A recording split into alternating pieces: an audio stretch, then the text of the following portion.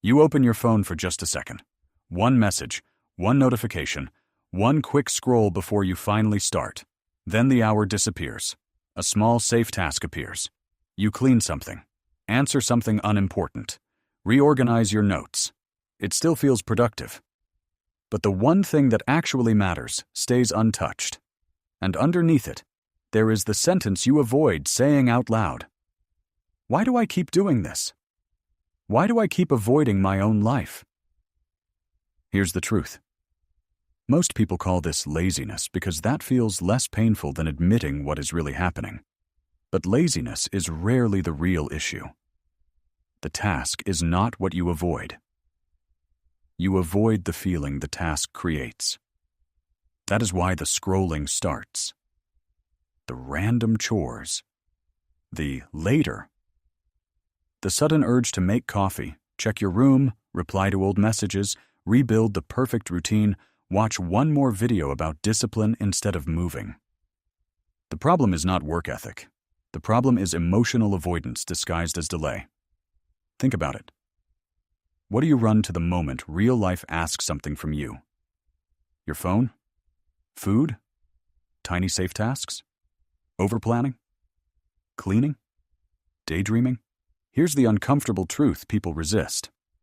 Procrastination is often not bad time management. It is self-protection. Your mind is smart enough to protect you from discomfort without making it obvious. Fear of not being good enough turns into "I'll start when I feel ready." Fear that action may actually change your life becomes "let me organize my workspace first." Fear of failure quietly becomes scrolling, autopilot, and mental clutter. The dangerous part is that avoidance feels like relief in the moment, but it quietly destroys self-respect. Not because the task stays undone, because every escape teaches your mind that discomfort means danger. That leaves residue. Invisible mental fog. You carry it into your day, your nights, your routine, and eventually into your identity. What people call laziness is often unfinished emotional tension. You're not lazy. You're overloaded by what the task means. Maybe it means judgment, maybe being seen, maybe confronting the distance between your current self and your future self, maybe finally touching the thing you keep saying matters. That is why it feels heavy. The deeper problem begins after the avoidance. You start building identity around escape. I have no discipline. I always destroy my routines. Why can't I just be normal? Little by little, the story stops being about the task and becomes about who you think you are. That is what drains energy before the day even begins. Not real work, resistance, guilt, and the background cost of carrying what you refuse to face. The hidden layer most people miss is memory. Avoidance is rarely only about the present task. It often links to old embarrassment, past failure, and the repeated feeling of disappointing yourself. Your brain stores emotional pain faster than logic. So when today's task resembles an older wound, the reaction starts before conscious thought. The hand reaches for the phone before the mind names the fear. The body moves toward coffee before it admits resistance. The room suddenly needs cleaning before the real work begins. People misread this as lack of discipline. In reality, it is a learned protection loop. The task triggers emotion. The emotion creates discomfort. The discomfort triggers escape. The escape gives relief. The relief rewards the escape. The cycle strengthens. This is why later becomes dangerous. Later sounds harmless, rational, temporary. But in real life, later often becomes emotional anesthesia. It removes discomfort now and pushes the cost into your future self. Then tomorrow begins carrying yesterday's resistance plus today's demands. This is how people slowly lose control of their days without understanding where the energy went. The usual mistake is force, harder systems, bigger lists, more rules, more shame. But shame multiplies avoidance. If the task already feels emotionally unsafe, self-judgment trains the mind to escape faster. The real shift starts when you stop asking how to force yourself and ask the better question. What feeling am I trying not to feel? That question changes everything. Before the phone, before the scroll, before the fake productive task. Pause for one honest second and ask what exactly becomes uncomfortable if you begin right now. Boredom? Confusion? Fear of doing it badly? Fear that it actually matters? Fear that if it works, your life will need to change? That last fear is bigger than most people realize. A lot of avoidance is not fear of failure. It is fear of the identity success would require. If this works, you can no longer hide behind potential. If the routine stabilizes, chaos stops being your excuse. If the project moves, visibility and responsibility increase.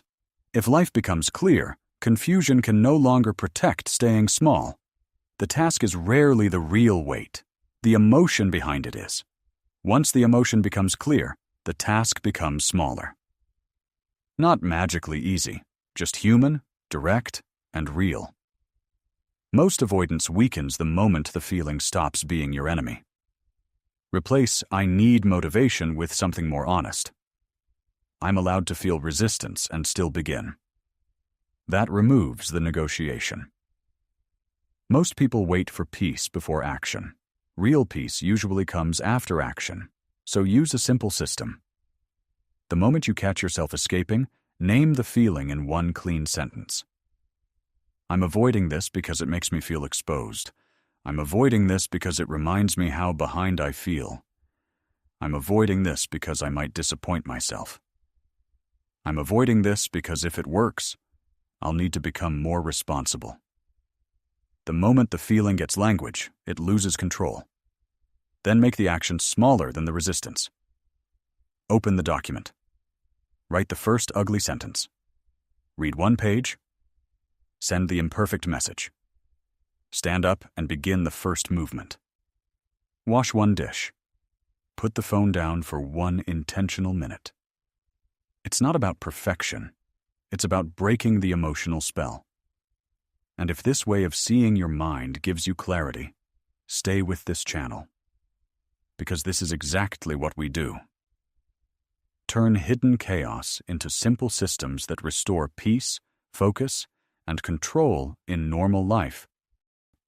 The bigger shift happens when avoidance stops being evidence that something is wrong with you and becomes information. Avoidance always points somewhere. Fear, pressure, identity conflict, standards that became too heavy, a routine that no longer fits real life. Mental clutter your brain no longer knows how to hold. Sometimes the thing you avoid is difficult not because of effort, but because it touches something emotionally unfinished, a conversation you don't want to have, a decision that ends an old version of you, a habit that forces you to admit your lifestyle is draining your energy, a dream that feels safer as fantasy than reality. This is why people stay in autopilot for months or years. Not because they lack discipline, because avoidance protects the current identity. Autopilot then becomes emotionally addictive. Predictable scrolling. Predictable distractions. Predictable evenings disappearing. Predictable guilt before sleep. Predictable promises to restart tomorrow. The mind begins preferring the known loop over the unknown discomfort of direct action. That is why days begin repeating. Not because life is empty, but because avoidance keeps replaying the same emotional script. The hidden cost becomes bigger than the task itself. Every repeated escape is a tiny act of self-betrayal.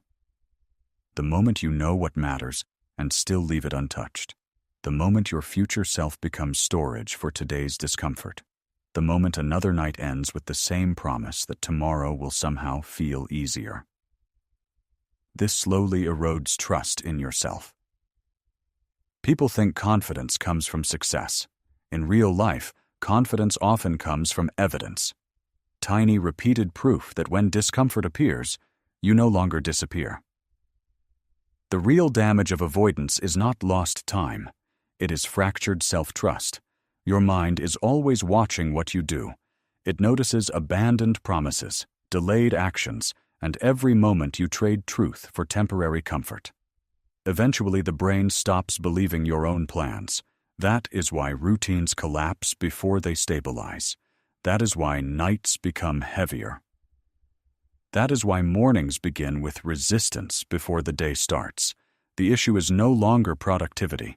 It is internal credibility. And once internal credibility weakens, even simple actions feel emotionally expensive. So the repair process must also be emotional. Not bigger plans, not dramatic resets, not impossible standards. Repair trust through proof. One small promise kept tonight. One task touched before the scroll. One honest action before the excuse. One moment where your behavior tells your mind, I stay when things get uncomfortable. This is how identity rewires. Not through motivation, through evidence. The mind learns a new equation. Discomfort no longer means danger. Discomfort now means direction. That changes everything. The same feeling that once triggered escape becomes a signal, a quiet indicator of where growth actually lives. This creates a completely different relationship with your nights. Most people lose the next day the night before. Not because of sleep alone. Because nighttime is where avoidance rituals become invisible. The extra scrolling, the fake research, the endless one more thing, the delay of tomorrow's first honest action. Then the next morning begins already carrying borrowed resistance. This is why a simple night reset becomes powerful. Before sleep, ask one clean question. What am I pushing into tomorrow that belongs to today? Then do the smallest, honest version of it. Write the first line, prepare the clothes, open the page, send the message, place the object where the next action becomes obvious. You are not trying to finish life. You are removing tomorrow's emotional debt. That single ritual changes the emotional temperature of the next day. Now you wake up with less background guilt, less mental clutter, more internal credibility, and more trust in your own word. That is how control quietly returns. Not through dramatic breakthroughs, through small moments where you stop abandoning yourself. The moment you notice the urge and stay. The moment resistance no longer turns into delay. The moment discomfort exists without becoming escape. That is how trust rebuilds. Tiny proof. Repeated honestly, until your mind no longer associates important work with danger. It still feels hard, but now it becomes clean hard instead of chaotic hard. There is clarity in clean difficulty. Peace in directness. Energy in finally facing what has been draining you from the background. Avoidance promises relief and leaves heaviness. Action asks for courage and leaves peace. So the next time you say, I'm just lazy, stop there. Be more honest. Be more specific. Ask the real question. What am I unwilling to feel right now? That single question can change your days, your nights, your routine, your focus, and the way you see yourself. Because you were never broken. You were never weak.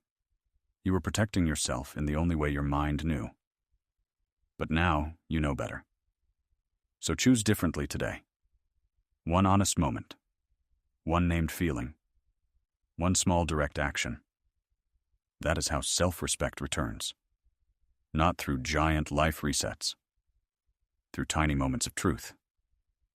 So when the urge to escape shows up tonight, don't judge it. Ask what it is protecting. The answer may be the exact doorway back to your life. And tell me in the comments, what do you usually run to when you're really avoiding something? Your life is rarely waiting for more motivation. It is waiting for more honesty.